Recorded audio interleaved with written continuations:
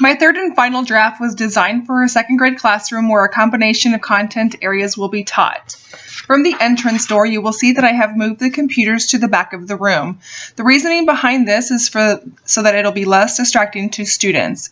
To the left of the entrance door is now the cubby area, which will allow for students to hang their coats and book bags.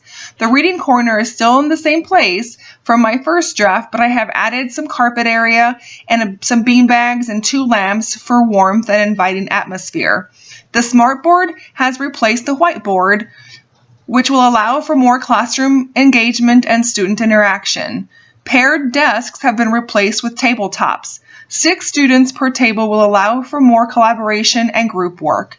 In one corner of the classroom, closer to the smartboard, will be the main teacher's desk, some shelves for her paperwork and other materials, and a smaller desk behind her for her laptop or computer. The Elmo will also sit closer to that teacher's desk. On the other corner of the classroom, closer to the kidney table, will be the desk of the full-time special education teacher. She also has a desk behind her for her computer and some shelving area as well. In between the 2 teachers' desks is a large multi-purpose table where art could take place, or perhaps building blocks or any other stations.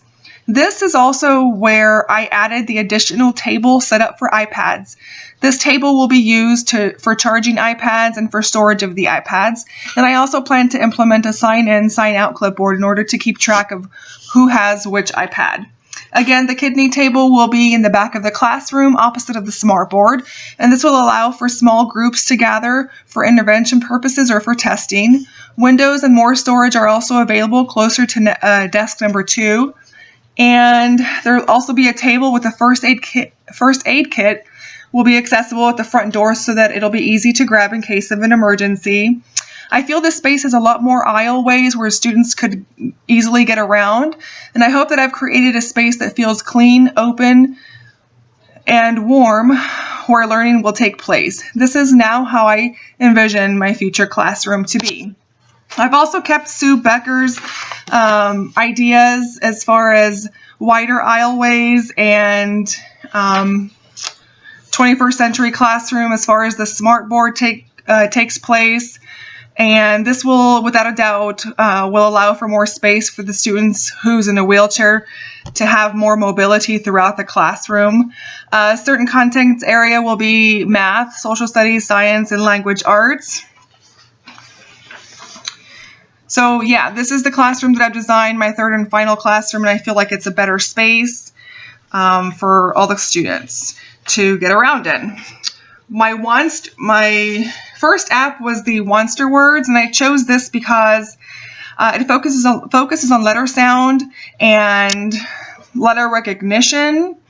My Learn with Homer app, it focuses on comprehension, which we all know is the basis to all learning. This app includes phonic activities where they could record their own voice and play it back so that they could hear what they sound like. The Spell Ghost app, it promotes letter recognition, letter sound, blending, and decoding. My Phonics Fun app displays pictures and the students must drag the picture to the correct beginning sound. This also allows for students to practice phonics, and it emphasizes on patterns, rhyming patterns. My Hooked on Phonics app, I chose this app because it focuses on reading, putting letter sounds together to form words, and could be used for struggling readers to focus on small group or to encourage learning. There's this app called Quizlet app. This app offers teachers to create flashcards to study any content area. An example would be to mix and match. So a flashcard will have a vocabulary word and the other flashcard will have the vocabulary definition.